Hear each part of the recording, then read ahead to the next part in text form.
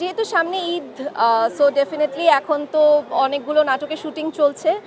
যদিও কয়েক বছর আগের থেকে এখন কাজ কিছুটা কম হয় কোয়ান্টিটির দিক থেকে। এরপরও চেষ্টা করছি ভালো ভালো ভিন্ন ভিন্ন গল্পে কাজ করতে, এবং অপেক্ষা করছি অডিয়েন্সরা যখন ঈদের পরে আসলে নাটকগুলোর রিভিউ দেন কিংবা ফিডব্যাক দেন, তখন আসলে খুবই ভালো লাগে। তুফানের রিসেন্টলি টিজার দেখলাম, খুবই এক্সাইটেড, এবং I think teaser already record create করেছে। সো ইনশাল্লাহ নিশ্চয়ই সিনেমাটাও একটা রেকর্ড ক্রিয়েট করবে। প্রতি ঈদেই এখন ভালো ভালো সিনেমা আসছে, ভালো ভালো সিনেমা রিলিজ হচ্ছে। সো এটা আমাদের অডিয়েন্সের জন্য, ইনফ্যাক্ট আমাদের আর্টিস্টদের জন্য খুবই ভালো একটা খবর, কারণ আমরাও আসলে এখন ভালো ভালো গল্পে কাজ করার সাহস পাচ্ছি। সো সিয়ামের কাজটা নিয়েও এক্সাইটেড। এছাড়াও আরও অনেক মুভি আসছে, আই থিঙ্ক ধীরে ধীরে প্রত্যেকটা টিজার বা পোস্টার রিলিজ হবে। সো আমি চেষ্টা করি প্রতি ঈদেই যখন কোনো সিনেমা রিলিজ হয় সেগুলো হলে গিয়ে দেখার। গতবারও দেখেছি, ইনশাল্লাহ সামনেগুলোতেও দেখবো। একজন আর্টিস্টের তো ফাইনাল এটাই থাকে যে সিনেমায় নিজেকে দেখবে। সো অবশ্যই ভালো কোনো সিনেমার সাথে যুক্ত হওয়ার ইচ্ছা আছে।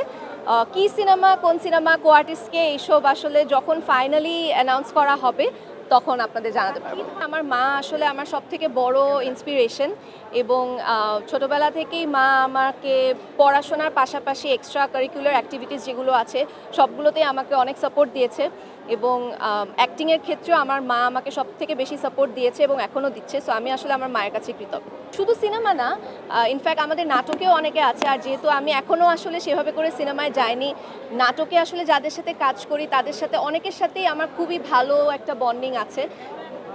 যেরকম সাবিরি আলম, মনিরা মিঠু, সবার সাথেই খুব ভালো একটা সম্পর্ক আছে। ওনারা আমাকে অনেক ভালোভাবে গাইড করেন এবং আমার গার্ডিয়ানের মতো কাজ করেন। অনেক ভালো ভালো স্ক্রিপ্টের কাজ হচ্ছে, এবং ডিফারেন্ট গল্পে কাজ হচ্ছে, যেগুলো হয়তো আগে মানে এখন অনেক ডিফারেন্ট গল্পে আর্টিস্টরাও কাজ করতে যাচ্ছে। অনেক নারীকেন্দ্রিক গল্প হচ্ছে, যেগুলোকে অডিয়েন্সরাও খুব সুন্দরভাবে গ্রহণ করছেন এবং অডিয়েন্স দেখছেন। সো ডেফিনেটলি ভালো খারাপ মিলিয়েই আসলে একটা ইন্ডাস্ট্রি হয়। সো কিছু খারাপ কাজের মাঝে অনেকগুলো ভালো কাজও আছে। এবং ভিউয়ের কথাটা বললে, আই থিঙ্ক ভিউ হচ্ছে একটা মানে মানুষ কত দেখছে সেটার একটা মেজারমেন্ট। ভিউ দিয়ে যদি আমরা কোয়ালিটি বিচার করি সেটা আসলে হবে না, বা তার মানে এই না একটা অনেক ভিউ আছে এরকম একটা কাজও ভালো কোয়ালিটিরও হতে পারে। সামনে আসলে সিনেমা নিয়ে কথা চলছে, সো সেখান থেকে আসলে নাটকে একটু কম কাজ করা হচ্ছে।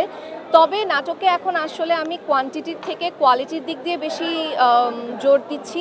সেই সাথে চেষ্টা করছি যে কাজগুলোতে একটা মেসেজ আছে, বা যে কাজগুলো মানে সামহাও কোনো না কোনোভাবে আমি কোনো একটা গল্প বলতে পারবো আমার সাইড থেকে, সেই ধরনের গল্পে কাজ করার চেষ্টা করছি। এবং অডিয়েন্স আমাকে খুব ভালোভাবেই সাপোর্ট করছে। শুরুতে একটা ভয় ছিল যে নারীকেন্দ্রিক কাজ কিংবা এরকম মেসেজ যুক্ত কাজগুলোকে অডিয়েন্স গ্রহণ করবে নাকি, কিন্তু আমার অডিয়েন্স আলহামদুলিল্লাহ আমাকে খুব ভালোভাবেই গ্রহণ করেছে এই কাজগুলোকে। আলহামদুলিল্লাহ বিয়ের পরে মানে আমার কাজের কোয়ালিটি অনেক ইমপ্রুভ করেছে। আমার মানে আগে বাবা মা বা ফ্যামিলি কাছ থেকে সাপোর্ট পেতাম, এখন ইনলজের কাছ থেকেও সাপোর্ট পাচ্ছি। অনেক দিন পরেই আসলে সবার সাথে দেখা হয়েছে।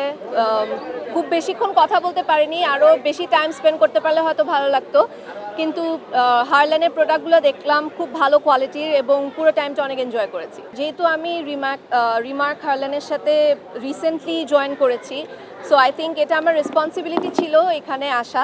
সো ব্যস্ততা হোক যাই হোক, সেইখান থেকেই, সেই রেসপন্সিবিলিটি থেকে এখানে আসা, সেই সাথে খুব ভালো একটা সময় কেটেছে। সো সব মিলিয়ে ভালো লাগছে। এলো মুক্ত চিন্তার স্বাধীন দৈনিক খবরের কাগজ। এখন খবর হবে নিখাত, নির্ভীক, নিরপেক্ষ।